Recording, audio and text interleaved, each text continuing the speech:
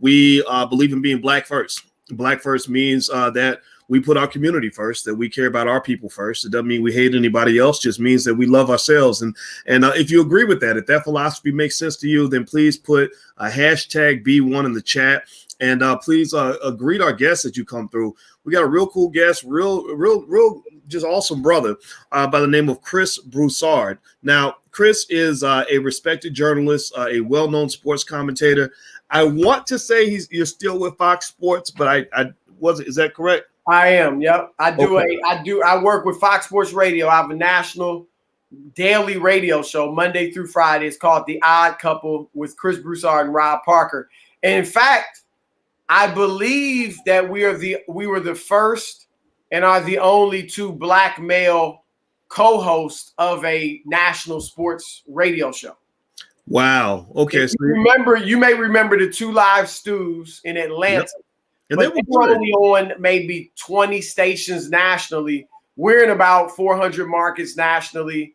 You do have Keyshawn Johnson and Jay Williams, the former athletes, but they work with another brother, Zuban Mahinte, who is, he's Middle Eastern, I believe, but he's not African American. So 2 out of their 3 hosts are black, but we're the only 2 hosts. So we got 2 hosts, both of them are black males. So we believe we're the only 2, or certainly the first 2 to do that. And then I'm on Fox Sports 1 television.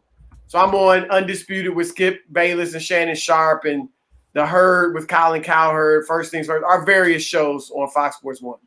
Yeah. Well, first of all, everybody in the audience, if you could applaud for that, give a digital round of applause for what these brothers are doing, Rob and Chris.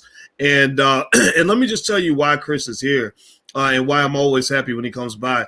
Is Chris is just one of those solid guys. I'm gonna tell you, I assume others have shared this with you, but where one area where you really had a massive upgrade in my mind, not that you were ever downgraded, but one area where you know how it is. You got to figure out, okay, do people really believe certain things or do they not?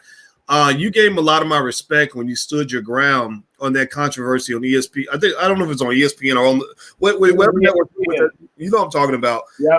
I'm not even gonna recite what the issue was, because I know sometimes we just want to move on. Right. You know what I'm talking about, and you stood your ground, man. And I had a lot of respect for you after that. No, thank you, man. I appreciate it. And it was an issue around religion. And one thing I feel like, as you know, Boyce, the Black church has been very instrumental in the progress and survival, progress, liberation of the Black community and religion in general. Obviously we had great leaders in Malcolm X and who are, we're in the Nation of Islam. And so we've had some great Muslim leaders in our community as well. And one thing that's happening today, in my view, is Black people of faith, whether it's Christianity, Islam, Judaism, there are other religions out there that people aspire to, but those are the main 3 in our community. Many of us are buckling, are selling out our faiths, because those faiths teach you certain things about manhood, womanhood, sex, sexuality, things like that. And a lot of our people, I believe, are selling out their religion, their faith, that has made them and us so strong to fit in with mainstream society. And I'm not saying you dislike anybody, you hate anybody. You don't. And you love people, in fact. But we're supposed to be a pluralistic society. And so you have to make way for people of faith, too. And I feel like the country is kind of trying to push people of faith out. And we are respected and regarded as the most religious group in the country. But a lot of our leaders are, in my view, appear willing to sell out our faith and our biblical beliefs, or your faith in what the Quran teaches, to fit in with mainstream society. And boys, we want a piece of the American pie as African Americans. But I feel like at the rate things are going, by the time we get that piece, it's going to be rotten to the core. And so, Martin Luther King even talked about that, as you know. in the 60s that we may have integrated into a burning house. Yep. And so we need to maintain our values and our beliefs as men and women of faith, and obviously as African Americans, even as we move into mainstream society or seek to. Well, I agree with you 100%. And I what's really funny, man, is I have a confession to make on this. My daddy's a pastor, and my mama might as well be. My mama does all the preaching in the house, and my daddy's the official pastor. I don't go to church, right? But I have tremendous respect for the Black church, and I don't let people bash the Black church because we know the Black church has a wide variety of things happening in it. Some of it, everything from the extraordinary to the debaucherous, and you can't put it all in one block. But one of the things I was really confused by was, when you got to the point where people were so willing, people that were allegedly devout in their faith were just so willing to kind of just let it all go, as you mentioned, and just like, okay, well, what is mainstream saying now, right now? Like, okay, it's a complete defiance to everything I claim to believe in, but because I don't know who the hell I am, right? I don't have that. That's your problem, man. That's your problem. And we're going to talk about that, right? Your problem is your damn masculinity, Chris. You're solid, right? When I told everybody you're a solid dude, I feel guilty when I say that, because it's like when you are a man and you stand on what you believe in, you become a huge target. There's a reason why I exist outside the mainstream. Right. So I have a tremendous admiration for the fact that you've been able to navigate that space and still, say, look, this is who I am. This is what I believe in. I'm not threatening anybody, but this is the man that I am. Tell us about that journey and also just your role. You've been especially instrumental in terms of providing very powerful, authentic Black leadership on manhood, particularly in the Christian faith. And you got your King organization, things like that. Tell us about that. Right. Well, I'm the founder and president of a national men's movement called the King Movement, which is an acronym for knowledge, inspiration, and nurture through God. So that's what you see behind me. And we joked about earlier, but a lot of people feel that it's not the Sacramento Kings. All right, I'm not a Kings fan. This is just it's a coincidence that our colors and logo are similar. But yeah, the King Movement, and it's really about helping men and encouraging men and teaching men to become the men that God created us to be in all areas of life. So we try to help men be the husbands God's created them to be, the fathers He's created them to be, the leaders, role models, citizens that He's created them to be. And obviously that includes career help and things like that too. Because one thing, it seems like a big part with King is we, as you said, we're concerned about the African-American community. And we feel like if we can get our men, there are a lot of issues that we're facing. And some of them are systemic and institutional, and some of them are just personal within our own individual, our own society, our own community. And we feel like if we could get those men, those of us who profess to follow Jesus Christ, to walk that out in our daily lives, then that in and of itself would go a long way improving the plight in our community. That's not to say there aren't systemic issues that we need to deal with outside of our community, but some of our stuff is on us. And we need to stand up and take responsibility for what we can change. And so we feel like if we do that, then we'll see a huge improvement in our community. I'll give you an example, boys. And as you said, I'm a sports writer. Back in the 90s, I covered high school sports in the Cleveland, Akron, Ohio area, where LeBron James is from Akron. And we did something called Player of the Week, where we would have, the star athletes of that week in all the sports, football, basketball, baseball, soccer, whatever it might be. Come in, we, do a big feature on them. We put their picture in the paper and all of that.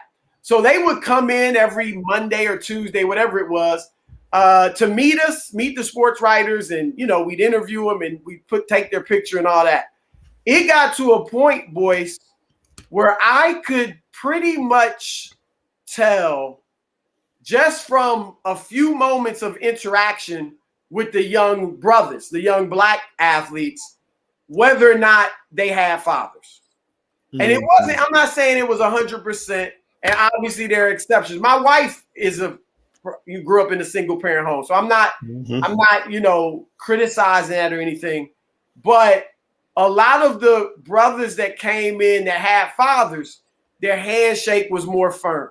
They looked you in the eye. Their grades tended to be better. They just seemed more rooted and grounded. Whereas a lot of times the brothers that didn't, they would just fly, super fly and all that, and not really. Sometimes the grades were messed up. Sometimes they didn't have direction, even as they were great athletes.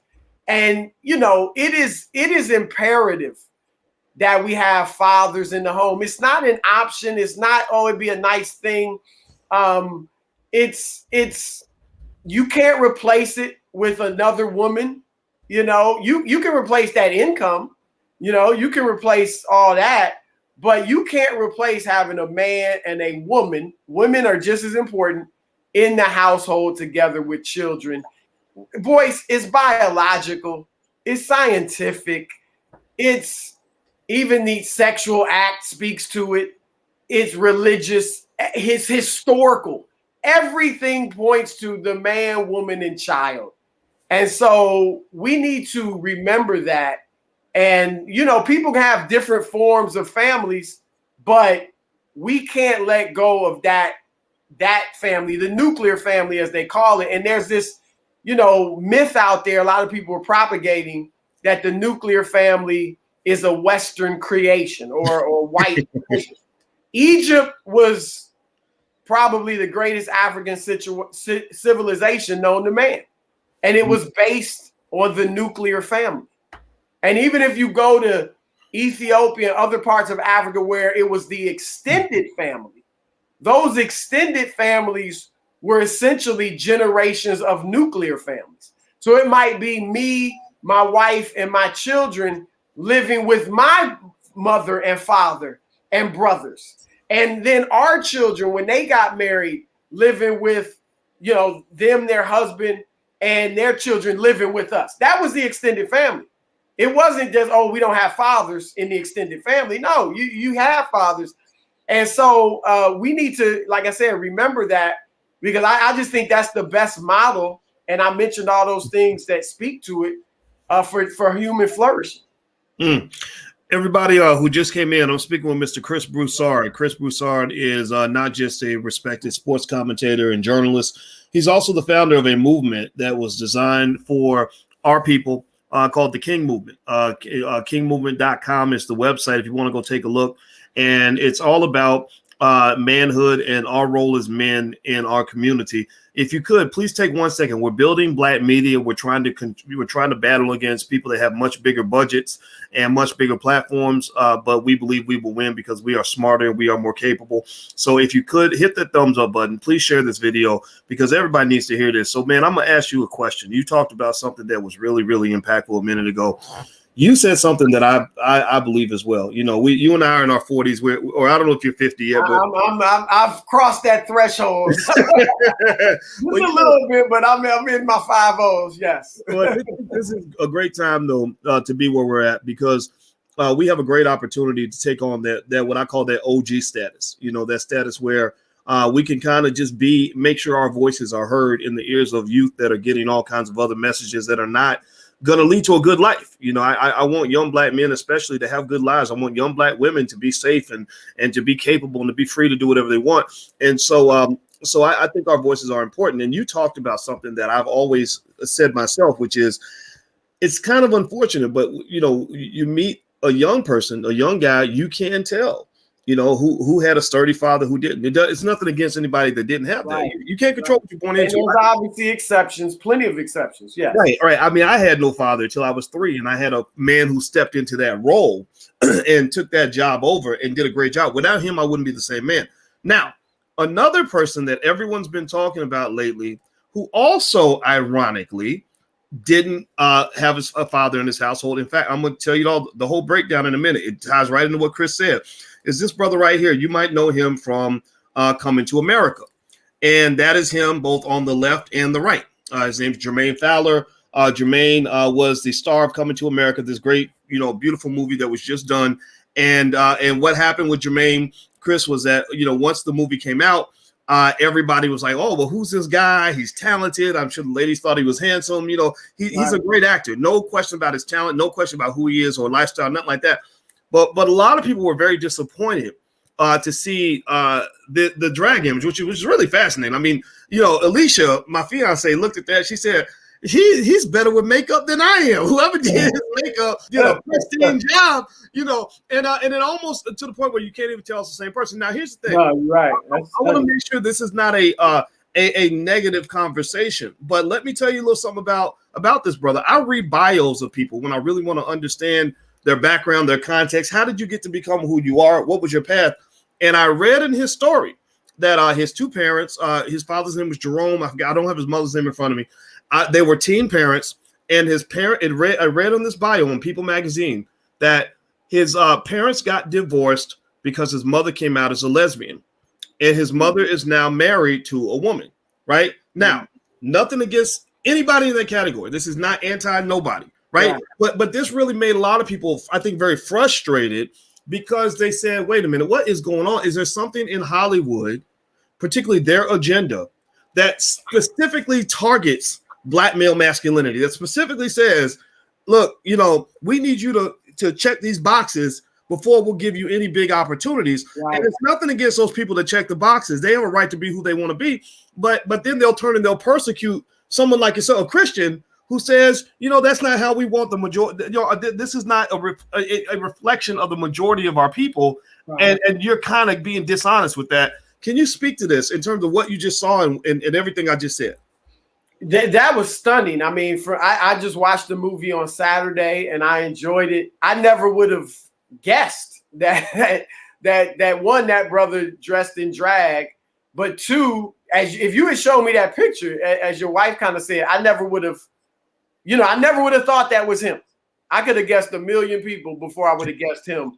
Look, I'm gonna be honest, and I guess, boys, I'm kind of on the fringes of Hollywood. When I'm out in LA a good amount, I'm on our Fox Sports lot is on the Fox Studios lot where they film a lot of different things.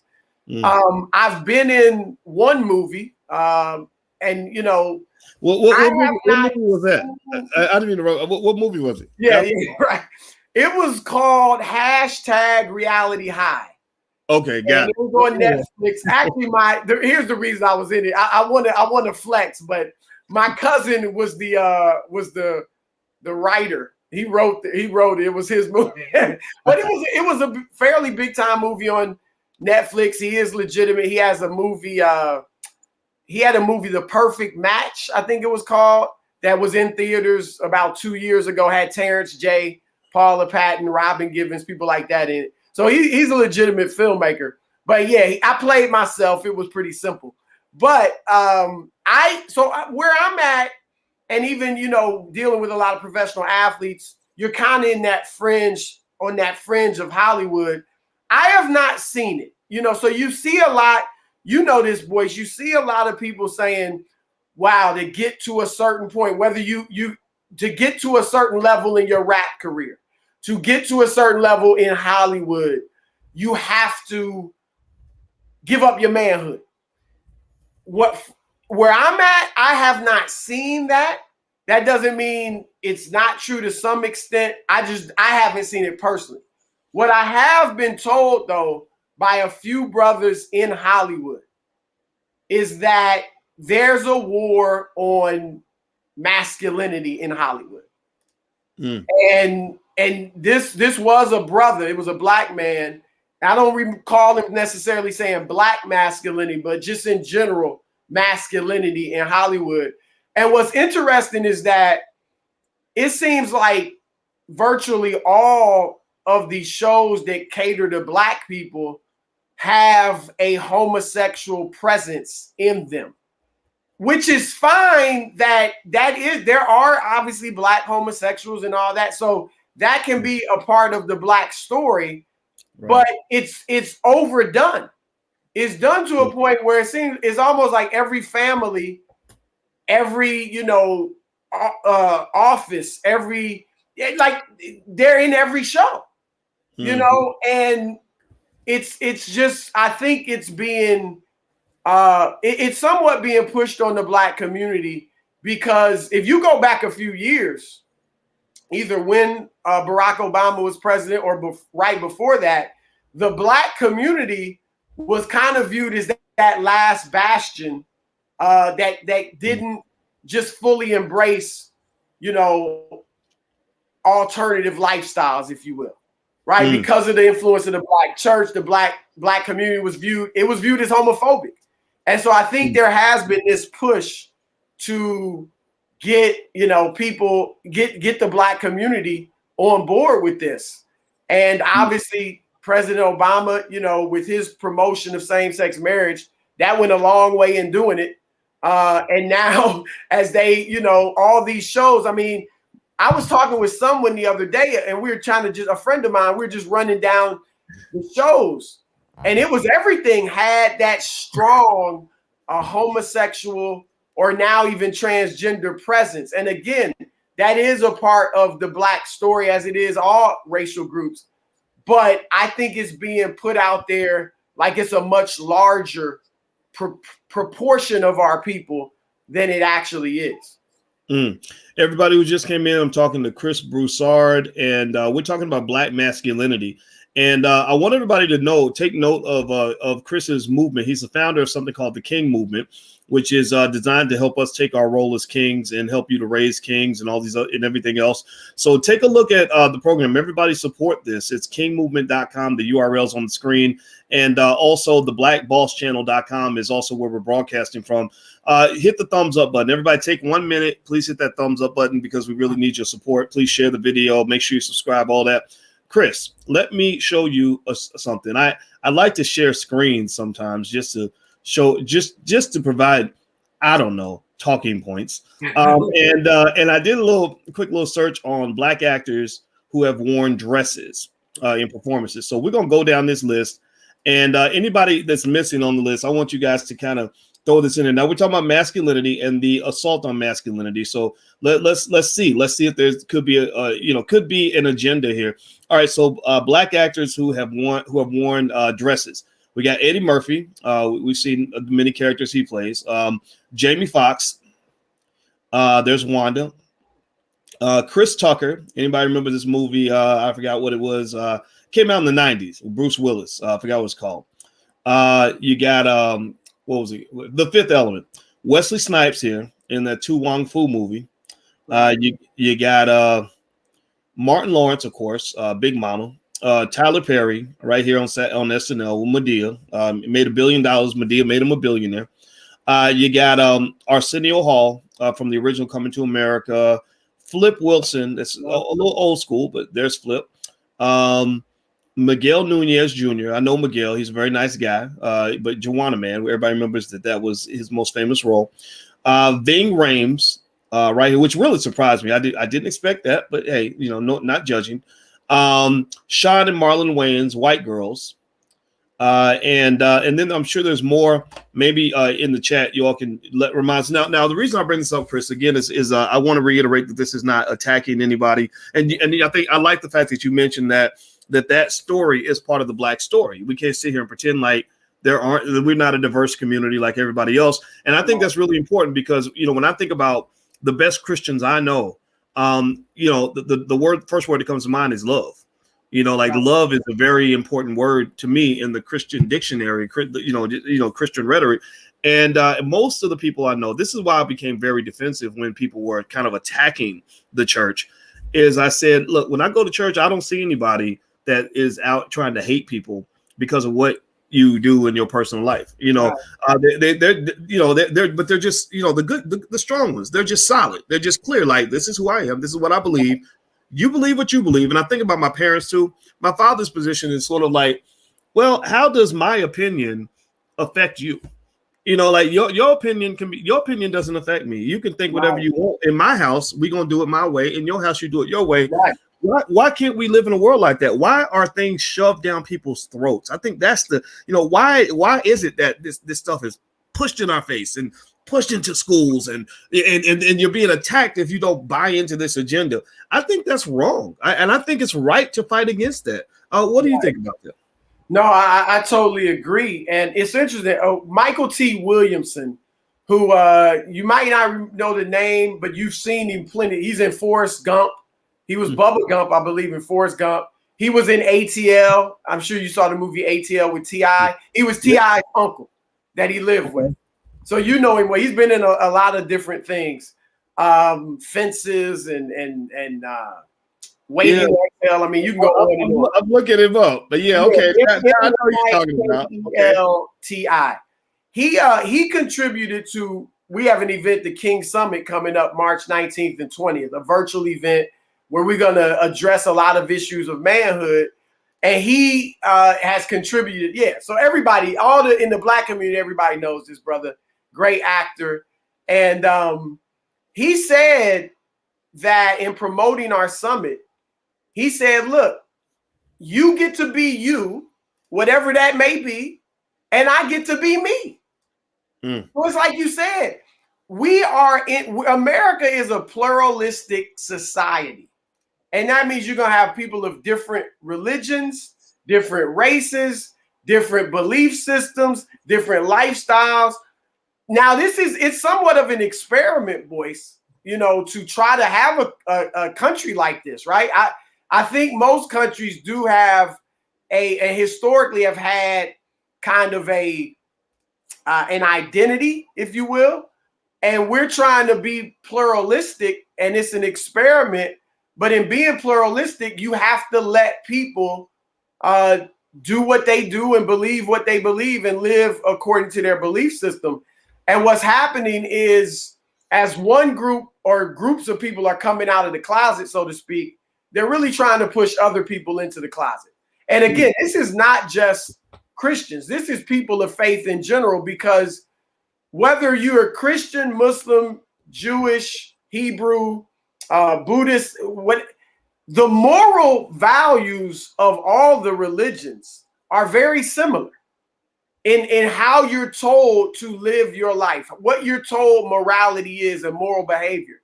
And so this is in trying to get Christians to go against what the Bible teaches about sexuality or gender. They're also trying to get Muslims to do it, Jews who want to follow the Torah to do it, and so on and so forth. So we have to, again, being pluralistic, you have to let people believe what they want to believe and live according to their teaching. You shouldn't tell a Christian to go against the Bible. You shouldn't tell a Muslim to make it a law where they have to go against the Quran and so on and so forth. And that's what society is beginning to do in terms of gender and sexuality and things like that. Again, not saying you can't do what you do, but let us do what we do. And here's the thing, boys. Honestly, I don't think the people that are pushing this, it's almost like they're not following the logical conclusion of what a lot of this would lead to. Okay? Because, for instance, when you have biological males that are claimed to be transgender and think of themselves as women, if you're going to let them compete against biological females in sports, the females are in trouble. All right? They're not there. It's just a physical fact that the overwhelming majority of women cannot physically compete with men as a general rule. Yes, there are exceptions, but as a general rule, that's the problem. And you already see it with many states where biological boys are running track or wrestling against biological girls and destroying them. Destroying them. Boys, the WNBA, taken to its logical conclusion, the WNBA would become the G League. You got dudes that go and say, I'm a woman, so they can collect a paycheck in the WNBA. And here's the thing, a lot of people would say, well, but you have to really be transgender. But what is the definition of that? Like we've got all these genders now. There's like 80 something or 100. It's innumerable, and so you can't even say you really like. Let's just keep it real. What defines the woman? That he or she wears a wig so they have long hair? That they wear a dress? That they wear makeup? No, because some women who are biological women wear pants, don't wear makeup, don't have long hair, right? So what is it who they love? Is it that they're sexually attracted to men? No, because some women are attracted. Like, what in the world is the definition? So I could literally roll up, not changing my voice, not, just dressing like I'm dressed and be like, I'm a woman. And you have no let me play in the WNBA. I'm a woman, and then even if after the game or say the next day, I'm out acting like a dude, I can say, well, I'm gender fluid. So yeah, when I play ball, I'm a woman. when I'm in society, I'm a man. Like, come on. I mean, what my point is just, and I'm not even trying to make fun, but the logical conclusion, boys, of what we are what we are beginning to do does not make sense. I don't know how a society will be able to exist. Language has changed.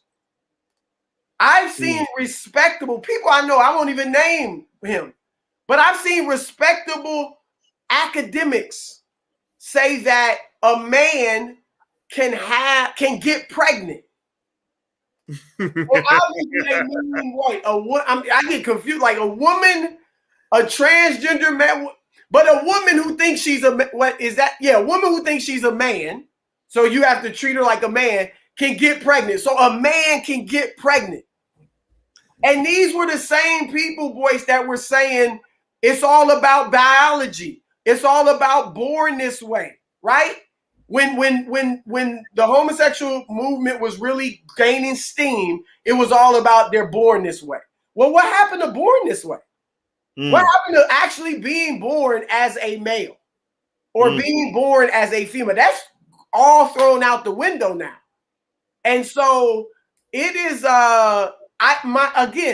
it's just that if you carry these things out, domestic violence, if me and you boys, if you and I get in a fight, it's just two dudes who got in a fight, right?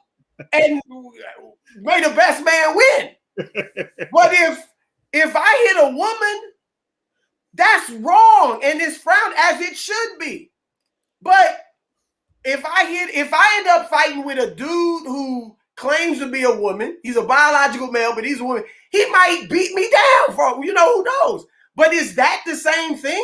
Is that hitting a woman? I mean, again, I believe that sex segregation is a good thing in certain instances. I'm just going to keep it real. When my daughters were in high school, I would not have wanted a boy. Now, they went to an all-girls high school, but still, I wouldn't have wanted a boy to be able to go into the locker room and shower with them after one of their athletic practices. Yeah. I wouldn't have been comfortable with that, say. Yeah, I'll tell you, brother, I got daughters, and no, I would not, no, they're not competing with the boys, period. My heart goes out to whatever story you have. I be what you want to be, wear as many dresses and high heels as you want. But, when you get out here, especially when you talk about contact sports, there was the I guess the fighter, she was doing MMA or something and broke the lady's skull, and the lady was trying to, the lady who was the victim of this in this fight, she was trying to be politically correct. She's like, look, I'm not qualified to decide who's a male, who's a female. But she said, but I've fought a lot of women. I'm a very strong woman. I've never met a woman that strong in my life. Right. And then she was just being honest about it. Weightlifting, lady set the world record with cycling. The world record was broken there. I think it was either Massachusetts or one of those, or Connecticut. I think that something like 14 of the gold medals at the state brothers, right? Two high school brothers that were running as women, girls. Yeah. They broke like all state records that had taken decades to set. They broke them in months. Like, I mean, and again, boy, I'm really appealing to the logic in human beings. And again, we're not saying that people don't have conditions or they can do what they want to do, but it is not. I just gonna keep it real. It's not fair to girls to have to compete against biological boys. It just is. And you know, and I don't think it's actually not even fair for them to have to change in a locker room, shower in locker rooms with biological boys. Yeah, my question is like, what? I always ask, what's the standard? You know, like what is the? You know, I mean, can you and I? Did you play sports in high school? Yeah. I played basketball, football, and baseball. Yep. Okay. So let's say, and you know, so you're a competitive guy. You know how it feels when you really want to win. You know, like you really want to go to the next level, but God just gave you so much talent and you just got to work with that. Right. I specifically remember in high school, I was captain of the track team. I remember in high school, and I would see these dudes I had to run against, like the fastest in the state. You know, and I'll be like, man, I can't beat these guys. And then I'll watch the girls run, and they'll be like, the winning time in the 100 meters was 12.2 seconds. I'll be like, oh, I could jog that speed. Right. And so I remember having like that Joanna man kind of thought, like as a kid, like, gosh, it would be so cool if I had my same talent and I could run against the girl. You know, it doesn't mean women are inferior. It just means like a lot of guys think about that. Right. And so when you open that door wide open, you're going to have a lot of dudes going into the WNBA and all these other places. You know, the guys that couldn't make it to, you know, to playing against the men. I mean, what's stopping that? What is stopping that? No, boys, and that's the hypocrisy. And the NBA has been very progressive in a lot of ways, but that's the hypocrisy of the NBA and other leagues. They took the All-Star game out of North Carolina for over what they called the bathroom bill. Because the state voted, you know, against letting people go to the bathroom they wanted to rather than the bathroom of their biological sex. And the NBA took the All-Star game away from them. Well, you're doing the same thing. You have an NBA. There are no women in the NBA as players. There are no men in the WNBA. Why is that? You know, and you can say, oh, a woman's not good enough to play in the NBA. Okay, I get that, and I agree. But there's men that can play in the WNBA. Yeah. And as we said, because there is no standard, it's not even that. And even if it were the standard of, well, you got to wear a dress and makeup, that's not what defines a woman. So that's insulting to women. And so you're right, boys, in that, especially when you look at the economic plight of a lot of brothers. Right? Where they can't get really that job making a lot of money. You know, maybe they had some issues in their background, whatever, but the 50,000, 75,000, 100,000, whatever they could make with the WNBA for 3 months of season. And it's a lot of dudes that if push came to shove would go do that. And again, they wouldn't even have to give up any of their what we refer to as masculinity. They wouldn't have to walk different, because how can you say I'm not a woman when this is how how I talk? I'm just a little more rugged than maybe the average female. But you know, what's happening, boys, is we're erasing the standards. We're erasing standards. And I'll use this analogy, and hopefully this can get through to a lot of people. Freedom, I heard a pastor, A.R. Bernard, New York, say, I believe he said freedom's great. I don't even want to misplace it, but let me just put it this way. You always need standards and rules. Okay? If you get rid of standards and rules, then we might think, oh, that's freedom, but it really is chaos. So let's take the sport of football. You have certain rules in football, right? You have the sidelines. You have 11 men on the field on each team, penalties, all that stuff. What if in the name of freedom, we're like, you know what, man, this is too, you know, restrictive. You know, so let's get rid of the sidelines. So now the running back he don't have to stay in bounds. He can run all out the sidelines, up in the stands. You still got to tackle. Instead of using one football, that's so restrictive. Let's use 3. Let's use 3 footballs at once. And you know what? 11 men on the field. You can have as many as you want. Put 30 dudes out there on the defense against the 11 offense. You get my point. It would no longer be fun. We would no longer be able to enjoy the game. It would become chaos. Now, again, in coming up with this, somebody might think, man, that's freedom. That would be fun. But no, it would become chaos. And so it's similar in like you can't have a government voice without certain rules and standards. Mm-hmm. You can't have a business. You're a businessman without certain rules and standards.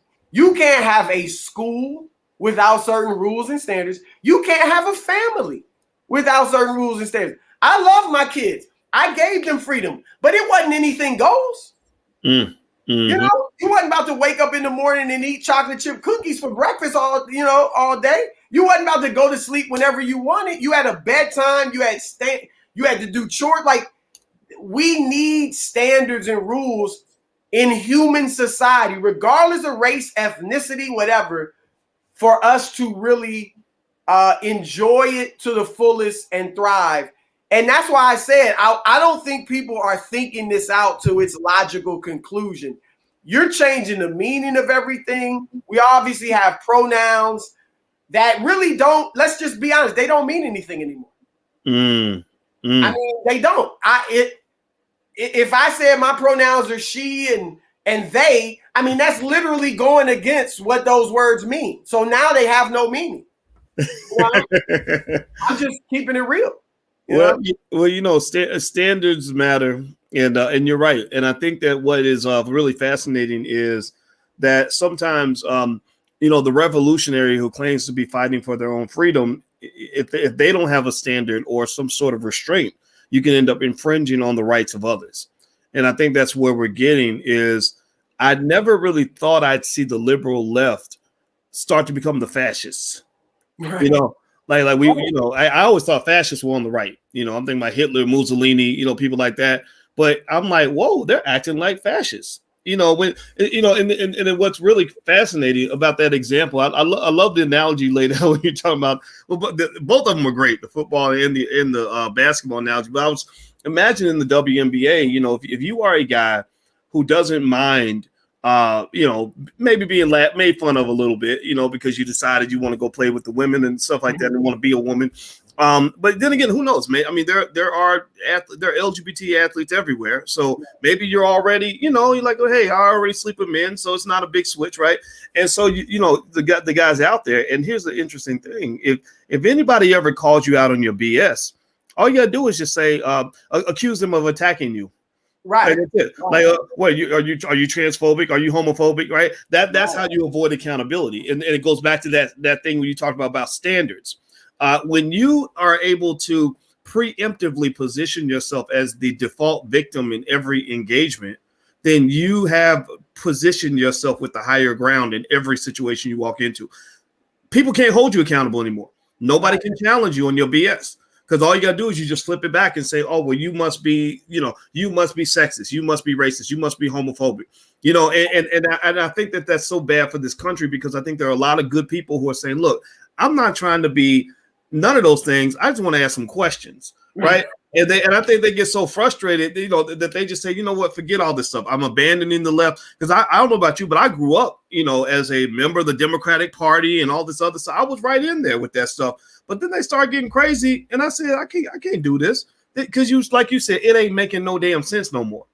Man, boys, I am with you. I'm a registered Democrat just because I haven't gone and changed. I'm not going to be a Republican. I'm really an independent.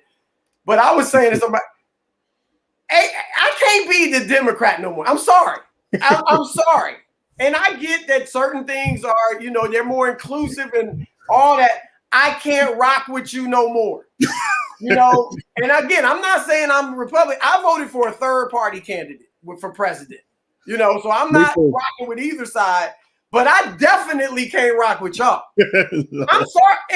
And again, look, voice, and I was working with Ice Cube Yep. before the election on the contract with Black America, and still working with him actually. But I got a call from a minister who I know who was working with the Biden administration before the election. And it was something like clergy for Biden or that type of thing. And because I lead the King movement, which is a Christian movement, they asked me if I would be interested in being on these, calls and discussing things as part of the clergy for Biden with their administration. And I was like, oh, yes, definitely. And I said, because my thing is this, we have got to maintain religious liberty.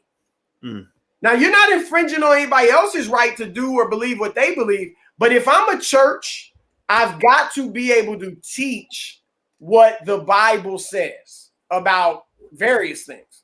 If I'm a mosque, I've got to be able to teach what the Quran says in our schools, in our services, all of that. If I'm a temple, a synagogue, I've got to be able to teach what the Torah says about various things.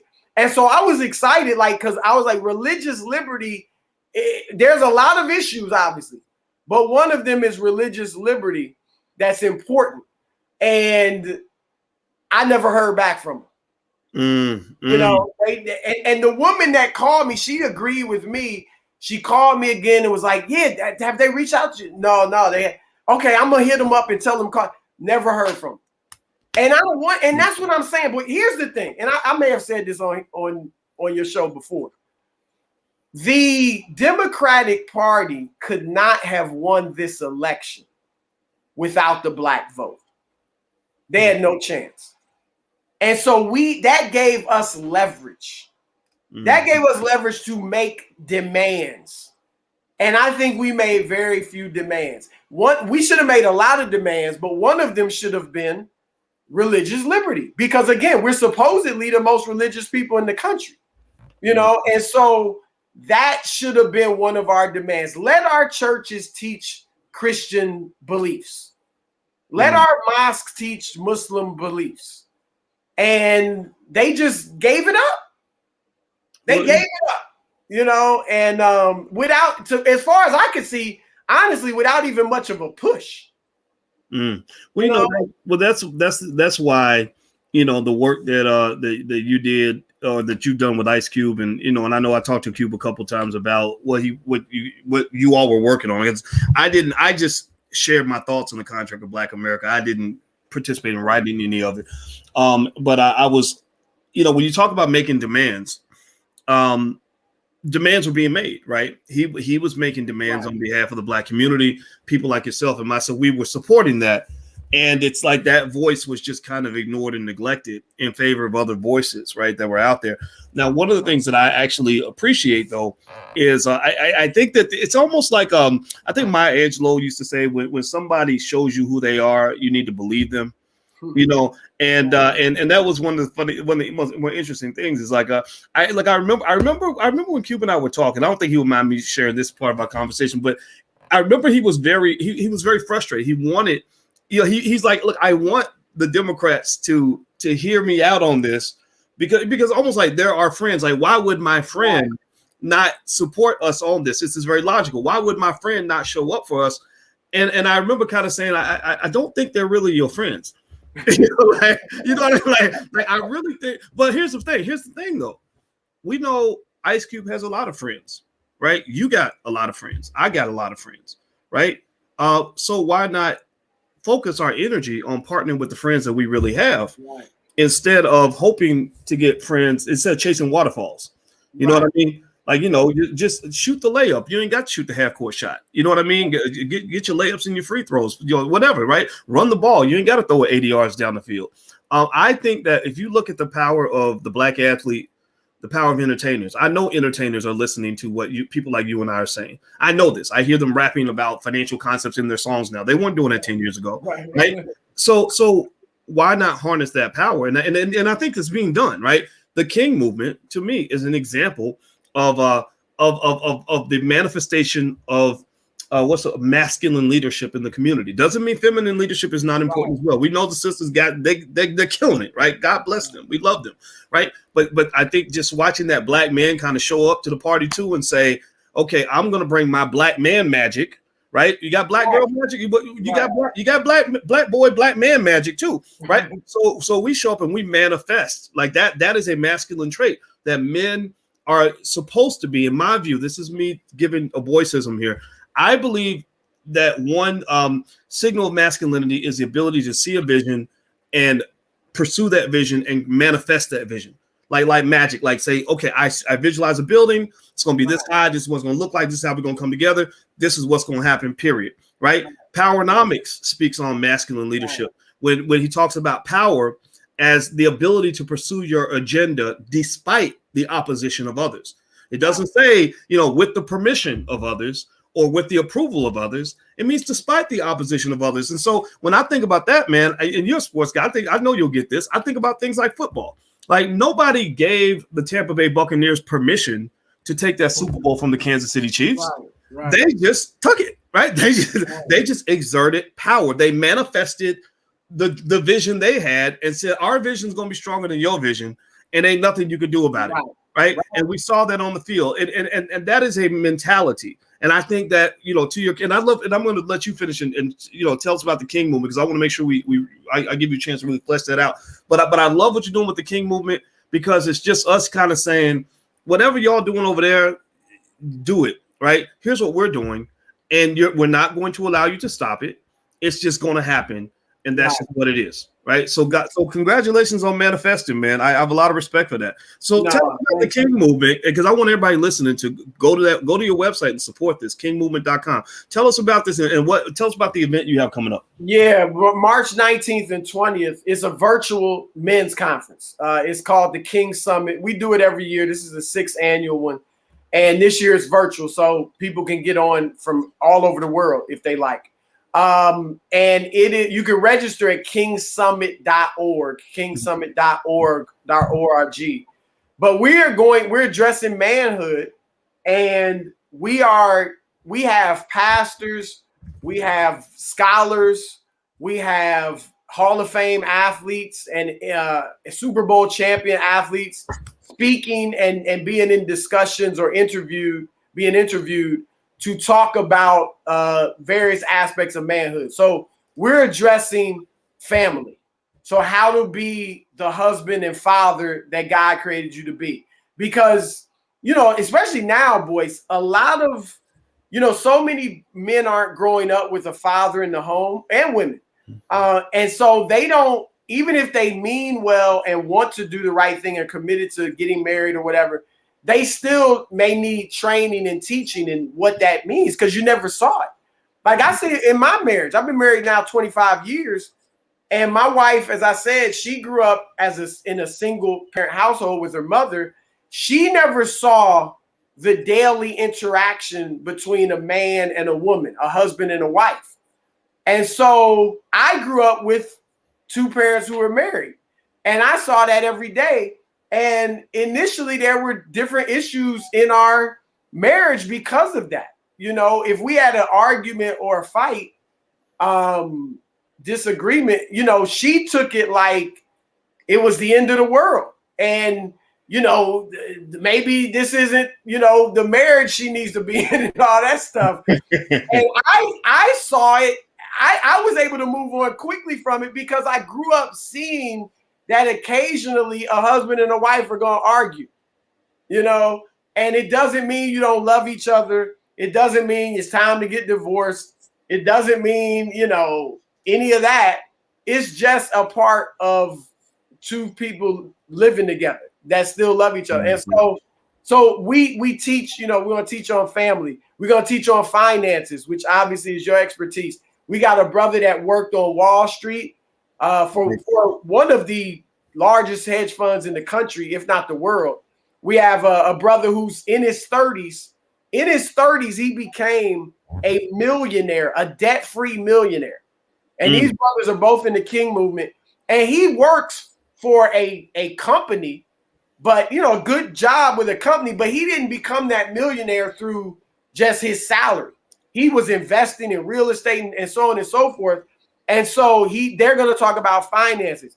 We talk about integrity, being a man of integrity and what that looks like and entails. We talk about justice, our current fight for justice and equality. We talk about even Black history. In particular, obviously, like I said, we're a Christian organization. Sometimes you deal with that myth that Christianity is the white man's religion. We address that head on by talking about Blacks in the Bible. We talk about Christianity in Africa. Christianity's been in Africa for 2,000 years. And so we talk about that in the early African church in Nubia, Egypt, Ethiopia, even parts of West Africa with a biblical scholar. This is all before the European conquest of Africa. It was not like the Europeans came and converted Africans and they were Christians. This is before that. We got Dr. Vince Bantu, who's our scholar, talking about it. He's actually in the process of translating African texts that are about Christianity. So basically they would be like Christian commentaries or Christian devotionals or things like that talk about the Christian faith. They're written in African language. Ge'ez, which is the Ethiopian language, Nubian, Coptic, which obviously was the Egyptian language. So he'll be one of the first guys, if not the first, to translate all of these manuscripts into English so that we can read them. But it's going to be plenty of stuff. We got rappers. We've got a step team. We got a comedian. So it's going to be entertaining as well as enlightening. But some of the names, and you showed it, thank you for showing that. But athletes are Brian Dawkins, who's a Hall of Fame football player, Tony Dungy, who everybody knows, Hall of Fame coach, former player as well, Ben Watson, Super Bowl champion, Greg Jennings, Super Bowl champion, Clark Kellogg, who anyone who's into college basketball knows Clark Kellogg from his broadcasting, Monty Williams, who's a great coach of the Phoenix Suns, Lionel Hollins, assistant coach with the Lakers, won a championship as a player and as a coach with the Lakers. So, and many more. A Speech from Arrested Development. By the way, I love Speech. Speech came through on the platform. Good. Yeah, my three favorites. I love everybody on the list, but my three favorites are that I've interacted with him was Speech, who's just great. I mean, his documentary. It's called the N-Word Factory. I mean, he killed it. He killed it. And then Allen Houston. I went to middle school with Allen. Like I literally. Well, y'all both from Louisville. Did y'all know? Y'all knew each other then? Y'all were cool. We knew each other like in passing. In high school, we were in middle school. Even in middle school, everyone knew Allen was kind of a great player. Ironically, though, he wasn't the best player on that team. There was actually another guy. I think his name was Richard Kennedy, who Allen might agree was actually better than him. But it was almost just one of those things where you know how it is in every city where you got guys that are great ballers, but everything else isn't quite where it needs to be. Right. So, but Allen, with his dad being Wade and being a coach, he was just on this straight and narrow path. And I remember being in school, I was a mess up. I mean, my grades were terrible. Allen was in advanced classes. Like he literally, he was one of, in our school, it would be like 50 kids and 3 of them would be Black in the advanced class. And of course the learning disabled class would be full of Black boys, right? You know how they do in the school. Right. And Allen would be one of those 3 kids in there. So he always was a guy that we always thought was going to do well.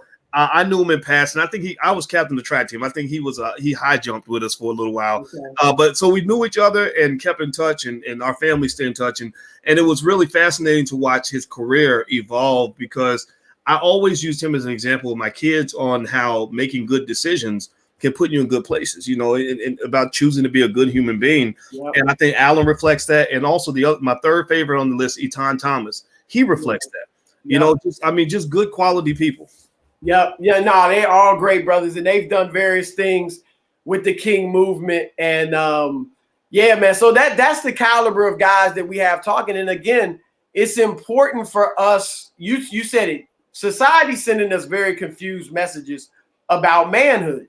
And so it's important for us to counter that and teach brothers, young men, boys, what it is to be a man. And I say this, boys, because we know let's just keep it real. Mainstream society is pushing certain viewpoints on us. And here's what I say to black people. We know this is a society that's been against us for 400 years. And they've lied to us for 400 years, essentially. Little bits and things they tried to give us here and there, but for the most part, 400 years. Now, all of a sudden, we just going to believe everything they say in hook, line, and sinker? We right with no regard for what we actually think, what we think. No, we're not going along with. We don't have to. You can do it, but we can believe what we want to believe. And so that's an interesting thing. But yeah, man. So that's what we're gonna be doing. We're gonna be teaching, about manhood, and so it's needed, as you know. Yes, it is needed, and I'll tell you, it's my theory on what you just said in terms of us believing other people over ourselves. That it's easy to pull that off on people who don't know who they are. We are the ultimate white supremacists. White supremacy works best when you have willing participants. And so for us to think that we are not complicit in the strength of white supremacy, growing strength, or the maintenance of that strength, it would be ridiculous for us to think that. It goes back to when we were talking about power. And when you talk, if you were to talk to the Buccaneers and the Chiefs before that game, the Chiefs believed in Chiefs supremacy. The Buccaneers believed in Buccaneer supremacy. Well, you work it all out on the field. Right. Who's really superior, right? If the Buccaneers had shown up, believing that the Chiefs were superior, they wouldn't have been able to defeat them, right? So I think that for us, we show up to the game believing that white man's better than us, that he's smarter than us. He knows what vaccine we need to take. He knows what, he knows what's best for us. And I don't believe that. I think we know what's best for us. I'm not, for example, we talk about education. Why is it, that the first thing you do is you violate Malcolm X's rule? He said only a fool will let his enemy educate his children. First thing we're trained to do is say, here's our baby, master. You educate the baby. I don't know nothing. I was just a dumb, No, you're not. No, you're not. You're the mother of that child. You know that child better than that child, than anybody else. You're the father of that child. You know that child better than that teacher from the suburbs. So it doesn't mean that you shouldn't send your kids to learn from other people, but you give them the foundation first, and then you send them out into the world. You don't send them out into the world and let the world give them a foundation, because then they're going to come back speaking Chinese, and you won't know what to hit. They're going to come back with some ideas where you're going to be like, where did you get this? Well, you never told them who they were. So now, like you and I are both, we've been exposed to lots of things, but that doesn't sway us, And when I talk about solid, when you become a psychological rock, a rock doesn't sway with the wind, but a leaf will blow all over the place depending on what's what. So you got to get your weight in early, so that you send the children out to the world as rocks, not as leaves. That's the key idea. So that's powerful, and you're absolutely right. And you were addressing it earlier, how, let's face it, the leaders of this latest Black revolution, right, that we're part of, are women, and in many cases homosexual men, but mainly women, and obviously our sisters. And I've said it, boys. I think the strongest person in America is the Black woman. And I say that because she not only has to deal with the racism and all the obstacles that mainstream society puts in her path and puts on her, but she also deals with a lot of the garbage we put on our Black women. So and yet when you look at, academically, they're lighting it up. I think 2/3 of the Black PhDs, Black medical school students, all that are Black women. Suicide rates, they got about the lowest, and yet they're raising our children by themselves in many cases. And so the Black woman is incredibly strong, but the dearth or the lack of Black male leadership in this latest revolution, if that's what you want to call it, it's embarrassing to us as Black Americans. I really think that. Again, not that our sisters can't be out there in leadership roles, but the fact that there's so few Black men, and in particular Black heterosexual men, because let's face it, we can be about diversity and all that. Without Black heterosexual men, there's not going to be a Black we don't exist, right? We don't say that. Again, logic. We need Black heterosexual men. All right. And so the fact that so few of us are out there as a part of this fight on the leadership role, that's an embarrassment to us as a race. It really is. Not saying there can't be as many women. My wife's a doctor. My 2 daughters are high achieving, women. And so I'm all for that. But we need men doing those things too. Mm-hmm. And so, and for anybody not to see it, and why, boys, is anybody dealing with it? Like on the mainstream level, is anybody really trying, like saying, we gotta reach Black boys and men and lift them up to this level? I don't know. Mainstream, I don't see that. I see them trying to replace the Black man in the family with whether it's a Black woman, a white woman, woman of any kind, or just, because I know a lot of brothers, and you mentioned Eton Thomas and Allen Houston for that matter, both are very involved, and especially 10, 20 years ago, incredibly involved in the fatherhood movement, as you know, pushing fatherhood and the importance of it and so on and so forth. And it wasn't these 2 guys that said it, but other men that have been involved in that movement on a high level and got grants from the government to do this and stuff. They've told me that over the last several years, mainstream ain't so much feeling that fatherhood movement anymore. Mm-hmm. Because it's kind of like that goes against what's being pushed. What's being pushed is you don't really need the father. Mm-hmm. And in a sense, I understand, obviously, I believe you need the father, but in a sense, I understand they're saying, look, if you have two people in general, or one person who actually is making a lot of money and maybe can send that child to another, a good school, so to speak, they can grow up and be successful. You know what I'm saying? Like get a good job and this and that. But so there's a lot of it's interesting that push for fatherhood is not what it was just even 10, 15, 20 years ago. And you and I were even on some panels with Eton discussing things like that. Yeah, and it's just one of those things where I think that I think you're right. And I think if you look at history, if you read books like, Powernomics, Black Labor, White Wealth, things like that, the reason that these books are so important is because it goes to the root of why Black fatherhood and strong masculine leadership is a threat. You go back 50,000 years, one group of men would go conquer a village, and first thing they did was they killed the men. They killed the men and raped the women and enslaved the children. And so the masculine Black male is a threat to white supremacy. It's hard to conquer and control the community when they have strong men. And I think, and I'm gonna ask the ladies who are listening, I think that most Black people who have common sense understand that fathers are very important. Fathers are just as important as mothers are. So ladies in the chat, if you agree with that statement, say something in the chat that men are important, because you're right. When you talk about what mainstream media is going to say, we know who's running mainstream media, right? It ain't people like us, right? But right now, this conversation is being controlled by you and I, right? So I think that speaks to that need of developing that infrastructure to allow you to ensure that you have your space, your zone. You ain't messing with nobody else, but you got your own zone where you can at least protect your freedom. And it's not an easy fight because you don't ever obtain power, freedom, or strength without going through some struggle, right? So I congratulate you on the King movement, man. I think it's extraordinary, and I support it 100%.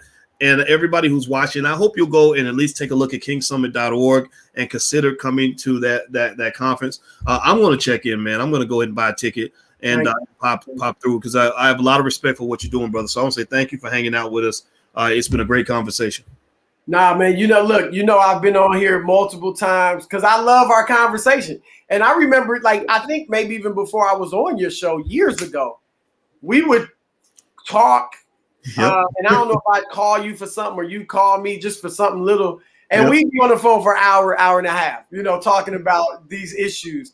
And it's great. I love what you're doing with your platform, because you said it, man. We need Black media, and Black media that's not controlled by outside forces.